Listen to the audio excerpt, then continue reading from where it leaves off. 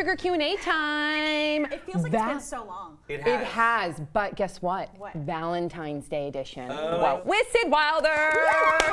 Yeah. All right. So let's start with our Twitter questions. Coming in from Patrick Stump. Are you ready? All right. So he wants to know, what to do on Valentine's Day if you're single, apart from eat junk food and watch movies and cry. And then he gives us a hashtag, Boops from London. Oh. What? Just don't cry. And then everything's good. Like, you can eat junk food and watch movies and just not cry. That's a good Valentine's Day. Eating junk food is a really good Valentine's Day. Yeah. Enrique Iglesias is having like a really big party. I don't know if you guys have heard. It's all over the radio. He should just go to that. They're like, oh, he's like spending his Valentine's Day with you. And there's so many singles parties. Like, if you just Google, there's so many. Like, I feel like there's more singles parties than there are like Valentine's Day celebrations. And I'm trying to find the bad side of sitting alone on your couch watching movies, eating junk food, and crying. Like, that sounds pretty romantic. The crying part. I agree with Bree. No crying part. Sit on your couch, have a good time, eat some bonbons. Or go to the bar, because that's when the singles will be there, and you don't have to sift through couples or people that are in relationships. It'll just be single people that you can hook up with. Yeah. Coming in from Todd Lamming. When is the best time to meet up with someone after only talking to them on the internet first? And then they give us the hashtag Boop for Bree.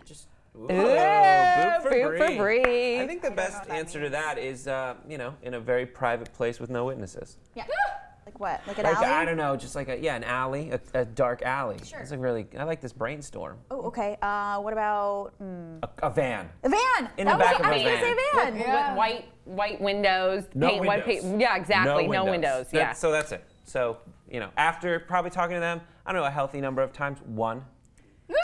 One time in the back of a van, parked in an alley. Yeah. Sid, in all seriousness, when should this person reach out after they've been talking on the internet, and where should they go? I feel like they should always go to a public place. A bar never hurts, you know, and that way. Coffee shop. Yeah, coffee is good for the first time. Actually, it's a good point because it's like 15 minutes, and you're like, do I like this person? Do I not like this person? Bye. Dinner can be a bit much. I think it's really sweet when somebody actually takes the leap to ask you to a dinner, because that is, you know, you're committed for a couple hours. But I think coffee is better, because then you're right, in like 10 minutes, 15 minutes, 20 minutes, you have the opportunity to bail out, or if it's going well, you can go somewhere else afterwards. Coming in from Juan O. Should you find complete happiness with yourself before you start a relationship? Hashtag infinity boops for Samantha.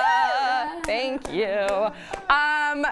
Okay, this is a really good question. I do think that you can't give love to somebody else unless you are happy and love yourself. So I do think that if you're going through some hard times and if you're insecure, it's best to work on you first before you commit yourself to a relationship, because then you're kind of going into a relationship for the wrong reasons, to fulfill some weird void. I think it's better to come in whole, and you'll be better in the relationship. I completely agree. You said like everything I wanted to say. Oh, good. You seem hesitant on that. Well, I just think you don't have to be super happy to no be, one is to be in a good ever super relationship, happy. but No you do have to put yourself first. Okay. So like if there's something going on where you have to choose between you and your mental health or this other person, always choose yourself first. Yeah, even just odds are you're gonna be letting them down and ruining their life in the relationship. So don't drag them down with you. Yeah, you need to have be a shoulder. You need to be a rock first.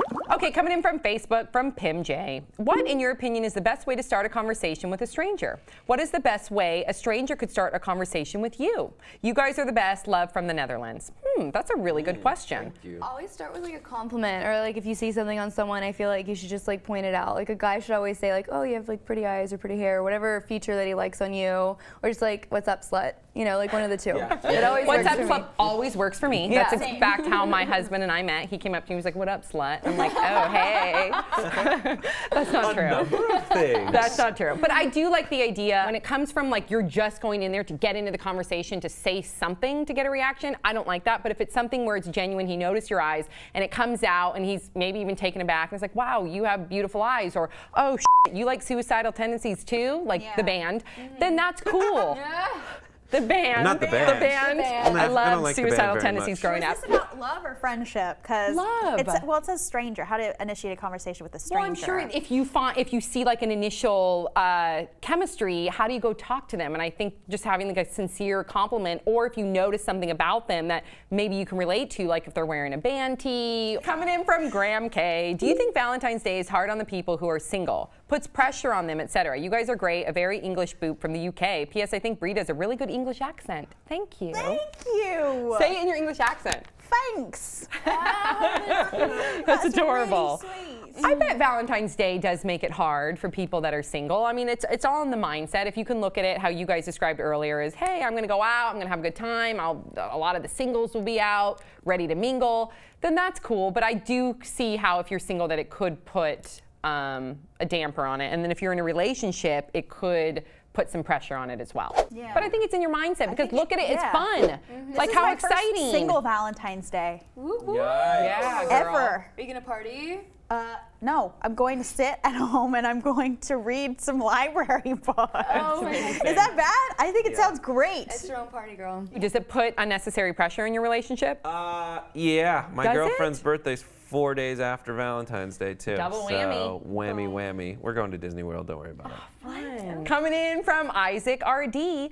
What do you do if your significant other is generally unmotivated to put any effort into your relationship or into life in general? Is there a line in which enough is enough and you need to break it off? Or if you love them enough, do you hold on and try to fix them? Hashtag boop, hashtag Brie for the win. Oh, this one rips my heart out. That's a tough question. We've all been there at one point. I've been there at one point. Jesus, that's heavy to end with. This is really... I wish it was more specific so I could give like better advice because it's kind of like I don't know what I'm working with here. You're right. The only thing that I could offer is that if you've talked to this person a number of times and said, hey, let's look at our relationship. What can I work on? What can you work on? And then when you talk about what you want them to work on, that you don't feel like that they're motivated in the relationship in life, and you've had that conversation a number of times and they're not evolving or changing, then I would say it's time to move on.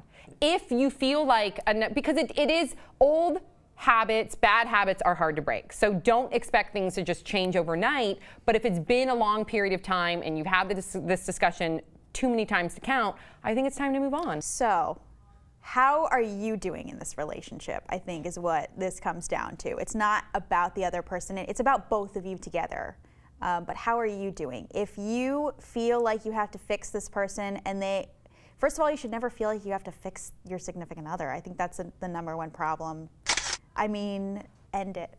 Wow. Yeah, End it. Wow. Just pull the Okay. plug, dude. Let's be real. Do you Yeah. think something like this is going to work On out? Tinder. Well, the only yeah. reason why I give this person the benefit of the doubt is because we don't know the whole story. And if they haven't talked about it, because you are two different people from two different backgrounds, two different histories, who knows what you're both bringing into the relationship. So if you haven't at least given that person the opportunity to compromise with you and work what they need to work on and you work what you need to work on, then I wouldn't say cut it. If you've given them that opportunity and some time has gone by and you're continually fixating on fixing them, cut it.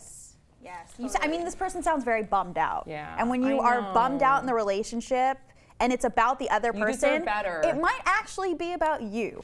That's It might true. actually be about, maybe this person doesn't want to be fixed. Maybe this is who they are and you're trying to fix somebody that can't be fixed. And maybe it's you that just needs to move on and find somebody that's right for you. Yes. Maybe this person's just not right. That's true too. Okay, wow, really good advice, Brie. 2 points for you. Coming in from Taylor LJ, what's the best time to say I love you? If you're only 6 months into a relationship, should you wait or put your heart out there? Love you guys. No, do it. As soon as you feel it, do it. Yeah. Without a doubt. My husband and I said we love each other like 3 weeks into the relationship because it felt right. Yeah.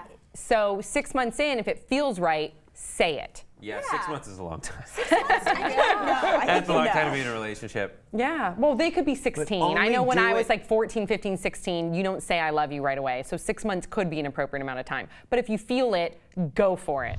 Or if you are 16 and you need rides everywhere because they drive and you don't, say I love you immediately. I would say only say I love you if you want something out of it. Exactly. Fair. Makes sense. All right, thank you so much, Sid Wilder, for joining us for our Valentine's Day Q&A. Thanks to everybody for sending in your questions to our Twitter, our YouTube, our Facebook. We love you guys, and we will see you all next time on Pop Sugar.